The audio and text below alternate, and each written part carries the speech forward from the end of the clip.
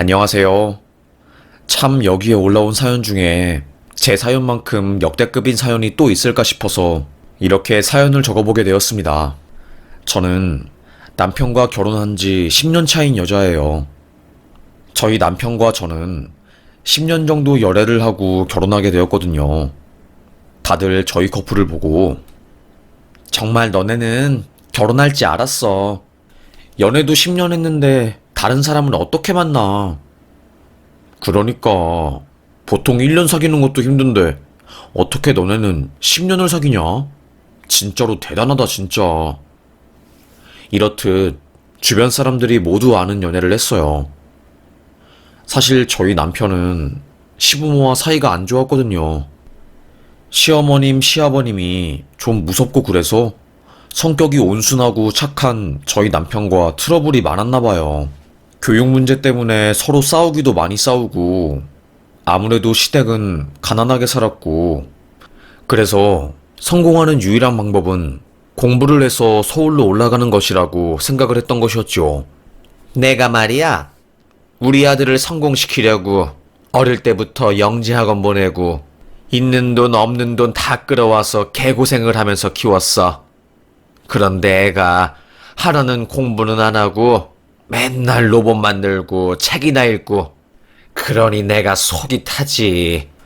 책상에 앉아 있는 거 보면 혹시나 애가 공부하나 싶어서 가만히 들여다보면 그것도 아니고, 에휴, 허구한 날 그림쟁이 한다고 그림이나 그리고 속이 탄다 타. 제가 처음에 시집을 왔을 때 어머님이 저에게 한 말이었어요. 그래도 그렇게 열심히 그림 그린 덕에 웹툰 작가도 되고 지금 잘 먹고 잘 살잖아요. 그러면 뭐하니? 돈도 못 버는 만화 작가 돼가지고. 그래도 며느리라도 잘 데려와서 다행이지. 사실 저는 고아였어요. 부모도 없고 친척들조차 저를 버리고 상대도 안 해줬거든요. 우리 아빠는 제가 3살 때 굴착기에 치여서 사망하셨고, 엄마는 그 충격으로 조현병으로 정신병원에 입원을 하고 헛소리하고 항상 저에게 주파수 소리가 들려. 이상한 주파수가 나를 조종하고 있어. 어떻게 하면 좋니? 이런 알 수 없는 말을 하시는 분이었어요. 외할머니가 결국에 강제로 엄마를 정신병원에 감금을 하고 저는 외할머니와 함께 살다가 엄마가 극단적인 선택을 했다는 것을 알게 되었지요. 외할머니는 네 엄마는 어쩌자고 핏덩이 같은 너를 두고 이렇게 황망하게 떠나니? 어찌 이럴 수가 있니? 내가 속이 썩는다 썩어 네 엄마 때문에. 이를 정말로 어쩌면 좋아. 눈물을 삼키셨습니다. 결국 외할머니는 제가 20살이 되었을 때 스트레스로 인해서 돌아가셨어요. 원래는 몸이 엄청 안 좋고 아프셨는데 그래도 저를 책임지겠다고, 제가 성인이 될 때까지 지켜보겠다고 하시면서 하루하루 버티신 거였어요. 저에게 그 약속을 지키고 제가 성인이 되자마자 탁 숨통을 놓아버린 거였죠. 하여튼 그런 어린 시절을 보냈기 때문에 저는 어릴 때부터 그래, 인생은 나 혼자 사는 거야. 누가 뭐라고 해도 나는 나 혼자서 잘 먹고 잘 살아야 해. 누구한테 기댈 수도 없고 이제는 할머니도 부모님도 내 곁에 없어. 아주 악바리로 살았어요. 선생님들이나 교수님들이 건이야, 너는 정말로 애가 기가 세구나. 너는 어떤 일이 닥쳐도 항상 잘 헤쳐나갈 것 같아. 건이야, 너는 이름처럼 남자답게 여자지만 아주 당당하게 잘 사는구나. 주변의 어르신들이나 선생님들은 저의 당찬 성격을 이렇게 설명해 주셨지요. 이름처럼 건강하고 당당하게 산다고 하면서요. 하지만 그 소리를 들을 때면 나도 어리광 부리고 싶고 순수한 아이처럼 살고 싶은데 처음부터 나는 이렇게 강하고 악바리 성격이 아니었는데 약간은 씁쓸했습니다. 하여튼 그 악바리 성격 때문인지는 몰라도 유명한 명문대에 입학하게 되었고 거기서 수석 졸업을 하게 되었어요. 대학교 1학년 때 만난 사람이 지금의 남편이었고 저랑은 다르게 항상 순수하고 해맑고 영악한 측면이 하나도 보이지 않는 그런 남편을 본 후로 저는 사랑에 빠지게 된 거였지요. 제가 유일하게 그 남자 앞에서는 긴장을 안 하고 저의 솔직한 모습을 모두 보여줄 수 있었어요. 네 옆에 있으면 난 솔직해져. 내 모든 걸 감싸주는 네 마음 때문에 널 안고 있으면 난 더 솔직해져. 행복해. 이 순간의 순간조차. 제가 먼저 고백을 했고 항상 안정적이고 잔잔하게 살아온 자기의 인생과는 다르게 인생을 개척해가는 저를 보고 매력을 느낀 남편은 저의 고백을 받아주고 그렇게 10년간의 연애가 시작된 거였습니다. 10년 연애가 딱 끝난 순간 저희는 결혼하게 되었어요. 다행히 명문대를 나오고 어르신들이 보기에는 대기업까지 다니는 여자다 보니까 좋게 봐주셨고 시모랑 시부도 우리 며느리가 비록 불우한 환경에서 자라긴 했지만 그래도 명문대 나오고 대기업에 들어가니까 우리 어깨를 아주 으쓱하게 해주네. 어디서 우리 며느리 자랑하는 맛에 기분이 너무 좋네. 저를 좋아해 주셨습니다. 다행이었어요. 하지만 여전히 남편은 시댁 어르신들과 사이가 안 좋았죠. 사실 시간이 지날수록 시어머님이랑 시아버님이 남편한테 막말하고 막대하는 게 눈에 보였고 허구한 날 남편한테 전화해서 우리가 너 키우는데 들인 돈이 얼만데 용돈 안 주니? 너 걔 알지? 윤석이는 글쎄 사업으로 성공해서 한 달에 지네 부모한테 200만 원씩 턱턱 주더라. 내가 그걸 보고 얼마나 부러웠는지 진짜. 너도 윤석이의 반의 반만 좀 닮아봐라. 자식 키워서 뭐하나 싶다. 돈만 덩어리로 드는데 에휴. 이렇게 자기 자식을 돈줄로 아는 사람들이었어요. 저도 그걸 알았지만 며느리가 중간에 끼어들면 사이가 더 안 좋아질 것 같아서 가만히 있었지요. 당신 괜찮아? 나도 솔직히 말하면 좀 지친다. 당신이랑 결혼하기 전에는 아예 엄마랑 아빠가 내 월급 통장을 뺏어서 가져갔어. 그래서 난 당신이랑 결혼하기 전에도 돈 한 푼 못 모았던 거야, 엄마 때문에. 그래도 다행인 게 당신이 세무 쪽에서 일해봤으니까 당신이랑 결혼하고 나서 당신 핑계 대면서 엄마한테 통장 뺏어올 수 있었어. 그게 진짜 참 다행이야. 참 남편은 불쌍했어요. 착한 아들로 자라서 부모한테 반항 한번 못하고 자기의 정체성을 뺏긴 채 부모의 소유물로 자라게 되었으니 말이지요.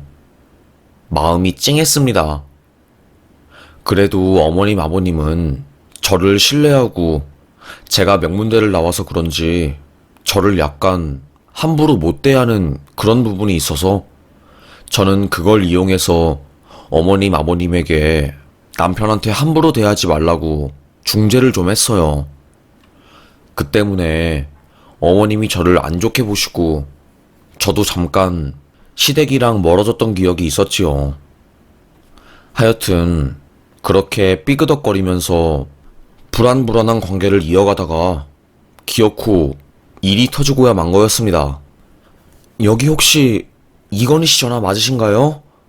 지금 남편분께서 교통사고를 당해서 해포구 병원에 실려 오셨거든요. 빨리 와주시길 바랍니다. 지금 혈액검사하고 곧 응급수술에 들어갈 것 같아요. 네? 그게 무슨... 갑작스럽게 걸려온 전화에서 들려온 충격적인 이야기는 저의 뒤통수를 한 대 팍 하고 때리는 듯 했어요. 저는 거짓말 치지 말라고, 당신들 보이스피싱 아니냐고, 내 남편 오전까지만 해도 회사 갔는데 오후에 어떻게 교통사고가 나냐고 저는 믿지 않았지요. 혹시나 하는 마음에 해포구 병원에 전화해서 남편의 이름을 대며 응급실에 실려온 사람 맞냐고 물으니, 네, 방금 들어오신 분 맞습니다. 병원 개인정보법 때문에 자세한 병실 안내는 알려드리기 힘듭니다. 저는 바로 병원에 뛰어갔고, 의사는 교통사고로 지금 실려왔는데 폐 쪽에 물이 차고 횡격막이 찢어져서 굉장히 위급한 상황입니다. 저희도 최선을 다해보겠지만 다발성 골절도 있어서 예후가 좋을 것 같진 않아요. 남편은 점심을 먹고 부장의 심부름을 갔다 오는 길이었대요. 서초에서 잠실로 건너가던 중에 사고가 난 거였고, 택시를 타고 있었는데 택시기사는 즉사했고, 남편은 찌그러진 택시에서 응급구조원들에 의해서 구조가 된 거였답니다. 가해 차량은 10대 소년이었고, 무면허에 불법으로 빌린 자동차를 몰고 가다가 남편이 탄 택시를 들이받기 전에 이미 한 차례 가로등에 차를 받고 빙빈 돈 상태였던 거였죠. 그래서 대낮에 그런 큰 사고가 난 거고, 저희 남편의 사고는 뉴스에도 짤막하게 나올 정도였습니다. 10대 소년의 교통사고로 인해서 사망자가 났다고요. 하지만 경미한 처벌 외에 형사적으로 책임을 물을 수 있는 방법은 거의 없더라고요. 그 피해자가 저희 남편이었어요. 하루하루 성실하게 살아가던 저희 남편은 철없는 10대들의 운전으로 인해서 한순간에 목숨을 앗아가게 된 것이었죠. 수술실을 나온 의사는 출혈이 너무 심해서 쇼크가 2번이나 와서 일단 중간에 수술을 멈추게 되었습니다. 지금 심정지 전 상태였다가 CPR로 숨은 겨우 붙어놓은 상태라서 오늘이 고비일 것 같아요. 의사 선생님, 저희 남편 불쌍한 사람이에요. 아직 인생 제대로 즐기지도 못하고 진짜 힘들게 사는 사람이었거든요. 이제 저랑 결혼하고 좀 마음 편하게 살려고 그렇게 노력하던 사람인데 이렇게 황망하게 떠나보낼 수는 없어요. 의사 선생님, 제발 저희 남편 좀 살려주세요. 선생님, 제발요. 자존심이 강한 저는 처음으로 그때 누군가에게 무릎을 꿇고 싹싹 빌었어요. 이 사람 살려주면 뭐라도 다 하겠다고. 정말로 제발 소원이라고 하면서요. 하지만 남편은 떠났습니다. 삐삐삐. 심장이 멎는 기계 소리와 함께 싸늘한 주검이 되어서 제 앞에 돌아왔어요. 당신 어떻게 이렇게 황망하게 떠날 수 있어? 날 두고 떠나면 어떡해 해? 저는 울음이 터져서 앞을 못 볼 정도로 패닉인 상태가 되었어요. 어머님과 아버님은 그래도 덤덤하게 아들을 보내주시더라고요. 좋은 곳 가서 행복하게 살거라. 저는 남편을 보내주었습니다. 하지만 장례가 끝나고 49제도 치렀음에도 불구하고 제 마음속에 남편은 떠나지 않고 살아 숨쉬었어요. 그 사람과 함께 살던 집에 들어가면 정막이 제 몸을 감싸니까 미칠 지경이었고, 함께 먹던 밥상에 이제는 아무도 없으니 너무나도 깊은 외로움에 몸부림을 칠 수밖에 없었지요. 그도 그럴 것이 연애를 10년이나 해서 그 사람이 저이고 제가 그 사람이었거든요. 저는 남편과 사별하고 시댁과는 이제 연이 없어진 상태로 혼자서 다시 고아가 되었습니다.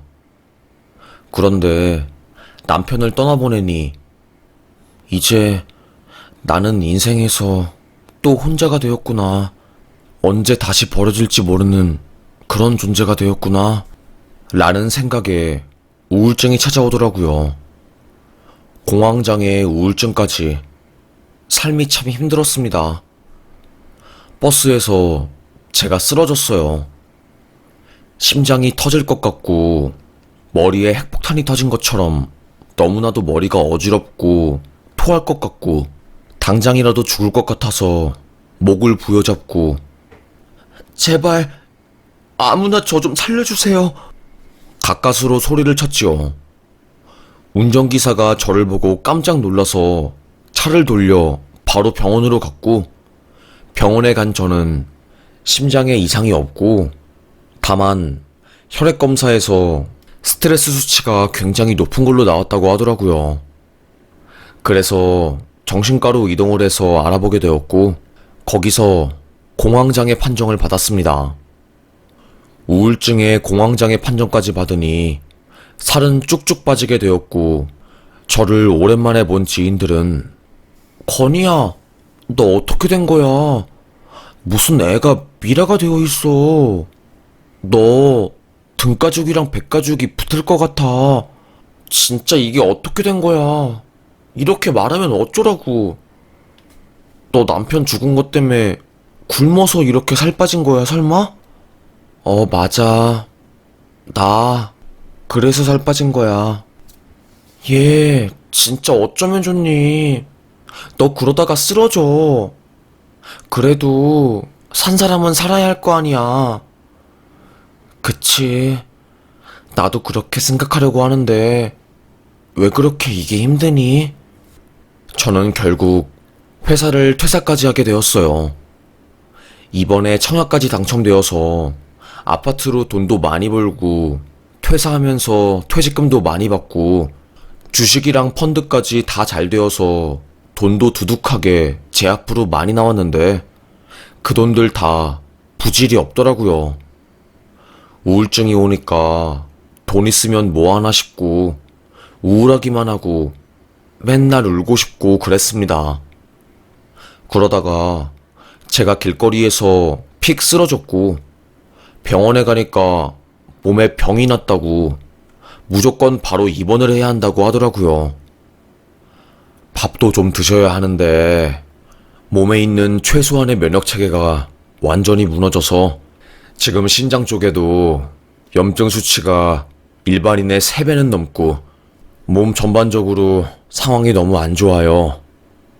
이러다가 죽는 거는 시간 문제예요. 무조건 입원하셔서 절대 안정 취하셔야 합니다. 안 그러면 정말로 쓰러질 수도 있어요.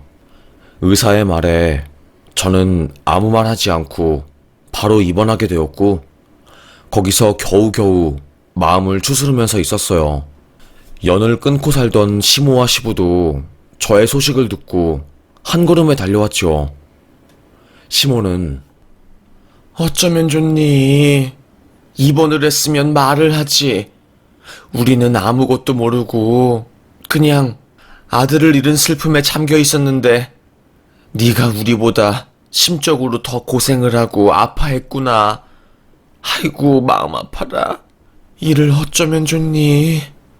정말 너도 마음이 참 여려가지고 여러모로 고생을 많이 했구나. 어머님은 저를 쓰다듬으면서 안타깝다며 손을 잡았어요.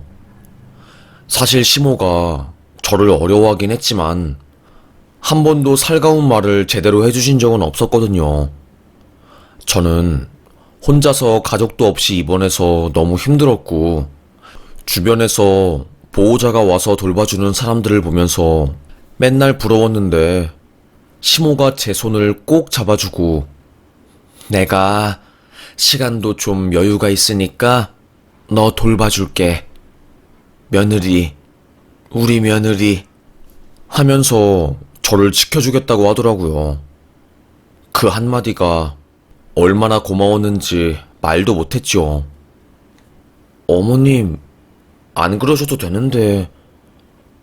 저는 미안한 마음에 간병을 해준다는 어머님의 말을 계속 거부했지만 어머님은 아니라고 내가 하고 싶어서 하는 거라고 하면서 거의 1년 가까이 제 곁을 지키셨습니다. 저는 처음 알았어요.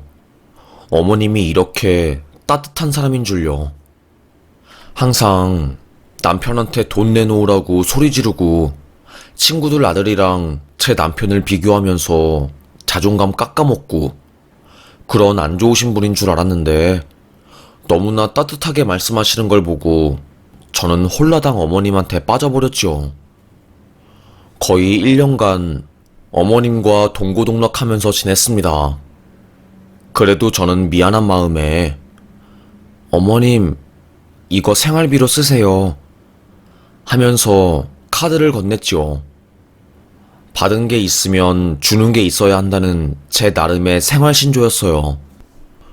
요양을 하면서 지내던 어느 날 갑자기 아주 어두컴컴한 밤, 거의 새벽녘이었어요. 어머님이 잠들고 저 혼자 뜬 눈으로 핸드폰을 하고 있을 때 누가 병실로 성큼성큼 들어오는 겁니다.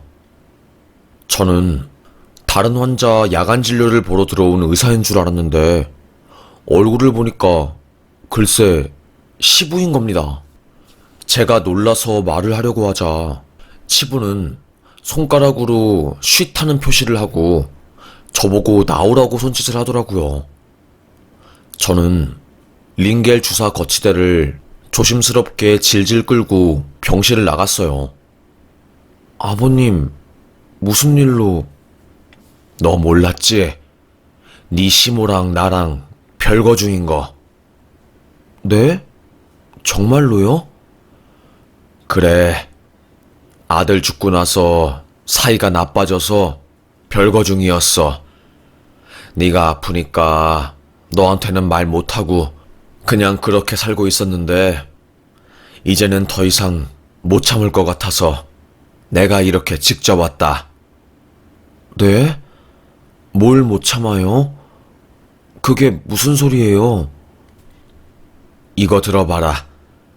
내가 네 전시모랑 통화한 거 녹취한 거다. 너무 놀라지 말고. 갑자기 저에게 녹취록을 건네는 아버님 때문에 너무나도 의아한 표정을 지으면서 저는 그 녹취록을 들었습니다. 당신 며느리 앞으로 보험 든 거 며느리는 알아? 뭐 그걸 갑자기 왜 묻는데? 내가 내 며느리한테 보험 든 게 뭐가 어때서? 당신 그 보험금 타려고 며느리 옆에 철석같이 붙어있는 거 내가 모를 줄 알아? 얼마 전에 당신 농약 사서 환 만들어 놓은 거 집에 있던데 진짜 미친 거야? 녹취록에는 상상도 못할 끔찍한 이야기들이 들어있었습니다. 아버님과 어머님이 옥신각신하는 이야기가 다 들려있었어요. 알고 보니 어머님이 갑자기 아픈 저를 찾아와서 간호를 한 이유는 저 몰래 제 앞으로 억대보험을 들어놓고 저를 간호해주는 척하면서 제가 먹는 음식에 독국물을 조금씩 타서 그 보험금을 받으려고 했던 거였습니다. 고아인 저였기 때문에 보험금 수령자를 본인 앞으로 해놓은 거였어요. 저는 온몸에 소름이 돋았지요. 그때 아버님이 저에게 서류를 한 장 건넸습니다. 네 시모가 네 앞으로 든 보험금이다. 돈 때문에 탐욕적인 여자가 되어서 맨날 다른 사람들을 밑으로 내려다보려고 하고 그러다가 이렇게 사고까지 치고 나는 아무리 네가 이제는 내 며느리가 아니라고 해도 내 안사람 때문에 네가 죽는 거를 원하지는 않았다. 그래서 참을 수 없어서 이렇게 야밤에 너를 찾아온 거야. 아버님의 말에 저는 심장이 쿵 떨어지는 것 같은 큰 충격을 느꼈어요. 그래도 믿었던 어머님인데 이렇게 뒤통수를 칠 줄은 꿈에도 몰랐거든요. 세상에, 말도 안 돼. 어떻게 이럴 수가 있지? 어떻게, 말도 안 돼. 저는 이 상황을 부정했습니다. 하지만 아버님이 들려주신 녹취록, 그리고 서류까지 본 이상 현실을 받아들일 수밖에 없었어요. 아버님은 지금이라도 당장 병원으로 옮기거나 나오거라. 내가 옮길 병원은 알아봤으니 잠깐 내 차에 타든가. 하시면서 아버님은 저를 한 봉고차에 태웠습니다. 저는 수액 바늘을 뽑고 아버님의 차에 홀린 듯이 타게 되었죠. 아버님, 저 어떻게 해요? 너무 무서워요. 어떻게 믿었던 사람에게 이렇게 배신을... 그래도 시어머님이니까 가족이었으니까 믿었는데... 그때 아버님이 갑자기 저의 손을 턱 잡고 그렇지 하면서 으슥한 곳으로 운전을 하는 겁니다. 그리고는 원치 않는 스킨십을 하면서 느끼한 말을 내뱉더라고요. 나는 네가 며느리지만 참 좋은 사람이라고 생각했어. 그래서 너를 지키고 싶었기 때문에 아내를 버리고 며느린 너를 택한 거고, 우리가 이렇게 만난 것도 내 아들이 죽은 것도 어찌 보면 이 순간을 위한 것일 수도. 이런 개소리를 하면서 눈을 감으며 얼굴을 제 쪽으로 들이미는 겁니다. 저는 그때 10원짜리 욕을 내뱉으면서 아니 이 집안 사람들은 돈에 미치거나 성욕에 미치거나 둘 중 하나네. 내가 아무리 아파도 그렇지 환자한테 이딴 짓을 하려고 해? 당신 미쳤어? 당신은 시부도 아니야. 이게 진짜 콱 때려 죽여도 시원치 않을 놈이.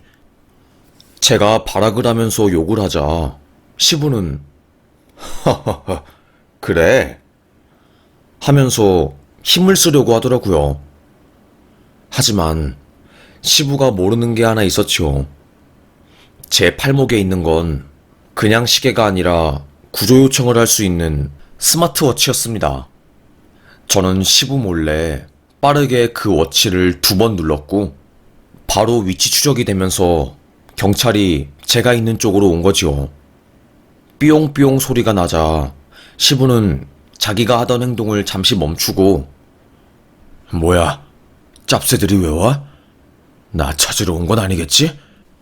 하면서 창밖을 바라보는데 그때 경찰차가 저희 차 쪽으로 와서 창을 팡팡 두드리자 시부는 깜짝 놀라서 뭡니까?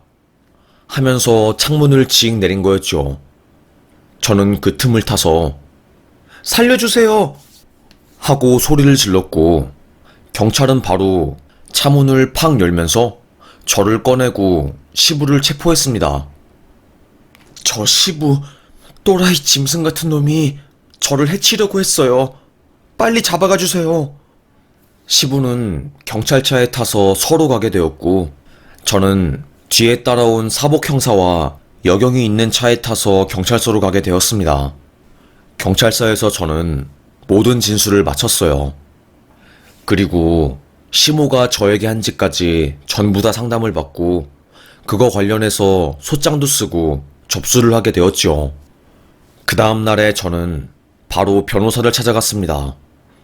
제 이야기를 들은 변호사는 에휴, 무슨 아들 죽은 시부모들이 이런 짓을 며느리한테 벌인대요?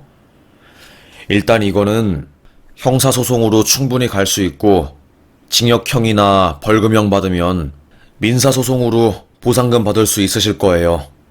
그리고 중간에 배상명령 같은 거 신청하라고 하면 절대로 하시지 마시고요. 민사보다 돈도 못 받고 가해자만 좋은 꼴 해주는 겁니다. 보니까 시부께서 친절하게 시모 보험금 사기 서류까지 준비해 주시고 아주 자기네 무덤 자기네들이 판 꼴이네요. 변호사조차 혀를 끌끌댄 꼴이었습니다. 시모는 며느리 죽여서 억대의 보험금 타내려고 꼬리 살랑살랑 흔들면서 농약으로 환을 만들어서 며느리 음식에 넣으려고 하고 시부라는 사람은 아들도 죽고 아내랑 싸워서 별거에 들어가니 아주 짐승이 되어가지고 며느리를 봉고차에 태워가지고 개짓거리 하려고 하고 저는 참 씁쓸했습니다. 제 친구들은 진짜 시모도 그렇지만 시부는 인간 쓰레기네. 이러니까 요즘 살기가 힘들다니까? 아니, 시부도 이딴 짓을 벌이려고 하는데 이제는 누굴 믿고 살아 진짜로? 어떻게 이런 일이 있어 세상에. 네 시부 거세라도 시켜야 하는 거 아니냐? 그러게 말이야. 진짜 큰일 날 뻔했어. 경찰차 안 왔으면 진짜 난리 날 수도 있었어. 에휴, 나도 우울하다.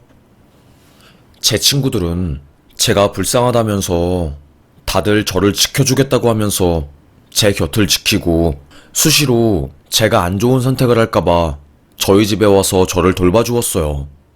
저도 그래, 원래 인생은 혼자였지.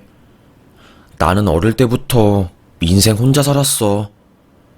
새삼스럽게 남편 죽었다고, 청승맞게 외롭다고 힘들어하는 것도 웃겨.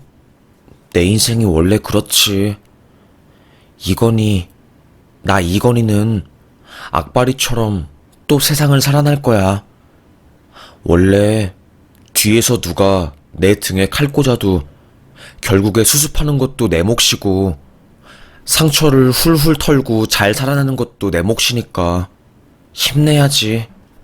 저는 심적으로 마음을 굳게 먹고 소송을 벌였습니다. 시부놈은 징역형에 처해졌어요. 알고 보니까 예전에도 이런 식으로 범죄를 저지른 적이 있어서 집행유예의 징역형이 나온 적이 있더라고요. 재범이었고, 그리고 친족을 상대로 한 범죄였으니 더더욱 판사께서 죄질이 나쁘다고 보고 신상 공개 명령과 함께 징역 1년 6개월을 주셨습니다. 고령의 나이에 탄원서도 보시고 양형 참작 사유로 여러 가지를 고려하신 듯 보이더라고요. 뭐 원래 대한민국은 가해자한테 관대한 나라니까 별 기대는 안 했지만 그래도 나이 거의 70 먹은 노인네를 감옥에 보낸다는 거 그 자체만으로 위로를 받고 훌훌 털고 살아가려고 해요. 저는 지금 스마일 센터라는 곳에서 위로와 상담, 그리고 힘을 받고 있고 하루하루 잘 버텨내면서 살고 있습니다. 그리고 시모는 살인 미수죄로 지금 소송 중이에요.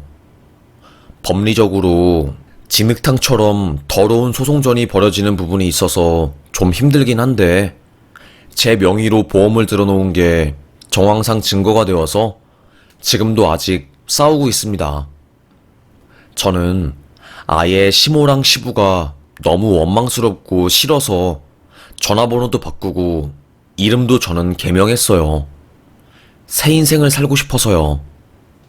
아무래도 내성적이고 집에 있는 걸 좋아하다 보니까 자꾸 고립되고 그렇다 보니까 이상한 사람들이 꼬이는 것 같아서 지금은 자주 밖에 나가고 좋은 사람들 많이 만나고 다니면서 제 스스로를 위로하면서 살고 있습니다.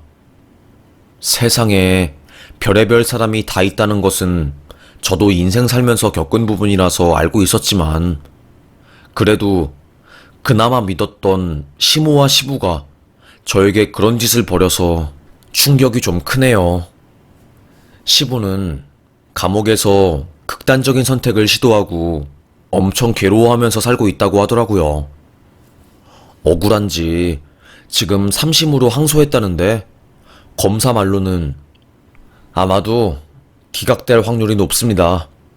이미 구속되었고 1심, 2심에서 징역형이 나와서 항소한다고 해서 판사님이 좋게 보진 않을 것 같아요. 이미 바로 현장 신고를 한 상황이고 증거도 너무 명확해서 라고 말씀을 하셔서 그나마 안심이 되네요. 참 씁쓸하긴 하지만 대한민국 법은 가해자한테 너무 관대해요. 피해자가 다시 그 아픔과 기억을 딛고 일어서서 떳떳하게 살기에는 참 힘든 것 같습니다. 인생이라는 게 힘들다는 것은 알았지만 막상 닥치니까 쉽지 않네요. 저도 부모님이 살아계셨다면 지금쯤 부모님 품에서 안겨서 엉엉 울고 하염없이 눈물을 쏟아내면서 제 마음을 달래고 싶었을 거예요. 하지만 저는 어른이고 누구에게 기댈 수 있는 상황이 아니기에 오늘도 이를 꽉 깨물고 살아야지요. 지금 제 사연을 들으시는 분들도 부모님이 다 돌아가신 분들이 있을 텐데 제 심정 이해해 주실 거라고 믿어요. 부모님이 두 분 다 돌아가시고 가족이 하나도 없으면 고향을 잃어버린 느낌이거든요. 다시는 돌아갈 수 없는 고향. 아무도 살지 않는 고향. 그래서 외롭고 힘들어도 마음 하나 기댈 곳이 없으니 심적으로 참 힘들고 그렇지요. 그래서 저는 너무 힘들어서 이렇게 글을 쓰면서 저의 이야기를 공유하고 여러분에게 말하면서 감정을 털어내면서 살고 있어요.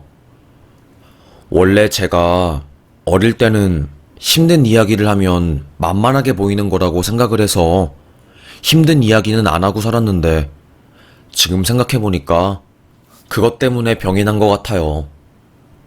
힘든 것도 다 훌훌 털어놓으면서 살고 사람들이랑 공유하고 위로받으면서 살아야 하는 것 같아요.